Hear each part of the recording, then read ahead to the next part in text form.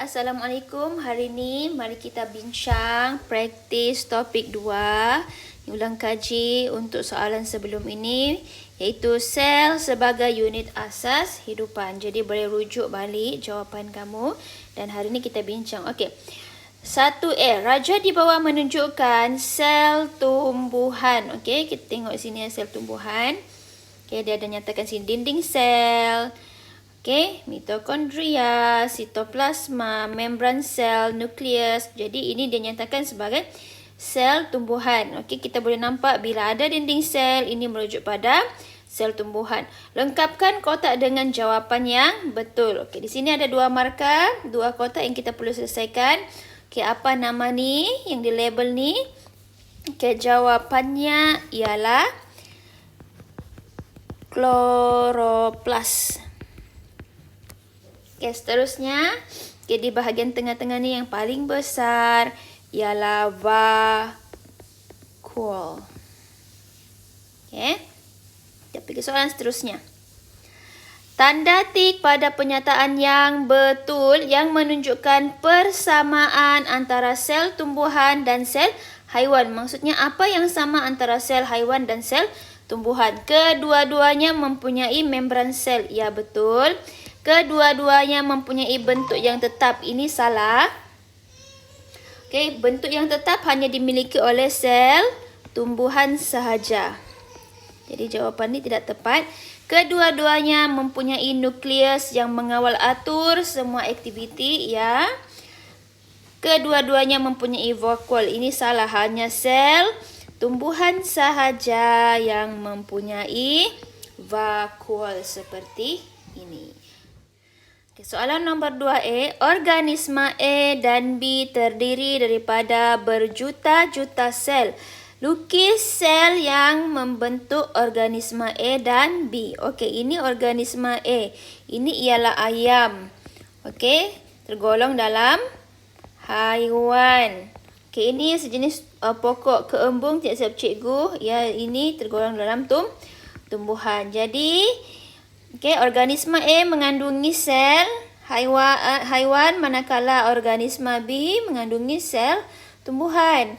Jadi soalan minta lukis sel yang membentuk organisma ini. Jadi sel untuk sel haiwan ialah seperti ini, ringkas sahaja. Okey. Dia suruh lukis saja, dia tidak suruh label. Okey, untuk sel tumbuhan, ingat sel tumbuhan mesti mengandungi dinding sel. Okey, membran sel. Vakuol. Okey, mesti ada nukleus yang paling penting. Okey. Dan ada kloroplas yang membantu proses fotosintesis. Okey, jadi hanya perlu lukis saja, tidak perlu label sebab di sini hanya melibatkan 2 markah. Okey, B. Nyatakan perbezaan antara kedua-dua sel ini. Jadi apa beza? Sel organisma A maksudnya sel haiwan. Okey, sel organisma B iaitu sel tumbuhan. Apa perbezaannya? Mari kita lihat apa perbezaannya. Dia tidak tanya persamaan tapi perbezaan. Okey. Sel haiwan tidak mempunyai dinding sel. Okey, sel tumbuhan pula mempunyai dinding sel. Okey, sel A, haiwan lagi, tidak ada vakuol. Tidak mempunyai vakuol. Ini sel tumbuhan mempunyai vakuol. Ataupun boleh juga katakan sel haiwan tidak mempunyai kloroplas, manakala sel tumbuhan mempunyai kloroplas. Okey, soalan seterusnya B. Padankan organisma yang berikut dengan jawapan yang betul. Jadi perlu kenal pasti dulu apa nama organisma ini. Ini ialah Spirogyra. Manakala yang di bawah ini ialah Euglena. Okey, jadi Spirogyra ni ialah sejenis multisel mengandungi banyak sel, manakala Euglena hanya organisma unisel. Dia hanya ada satu sel sahaja. Okey, raja di bawah menunjukkan dua organisma unisel. Kedua-duanya ialah unisel. Kenal pasti dulu apa nama organisma ini. Okey, ini ialah Euglena, manakala ini ialah ameba.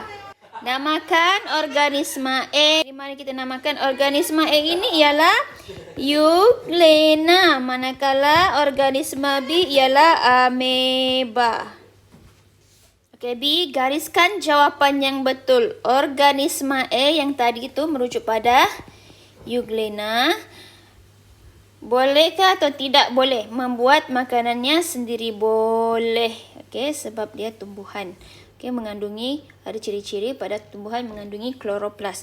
Okey, organisma B tadi, organisma B ialah ameba. Merupakan sejenis haiwan. Ameba ialah sejenis haiwan, bukan tumbuhan. Soalan nombor 6.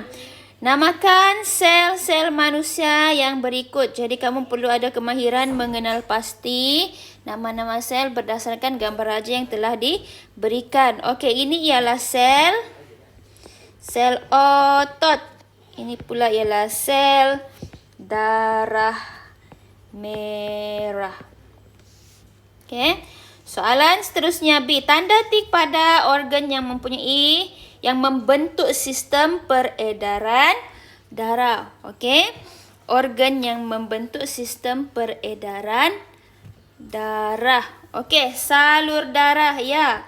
Okey, membentuk sistem peredaran darah. Buah pinggang tidak ya, tidak termasuk dalam sistem peredaran darah. Jantung ya, sebab jantunglah yang mengepam darah ke seluruh badan supaya dapat mengagihkan oksigen ke seluruh badan.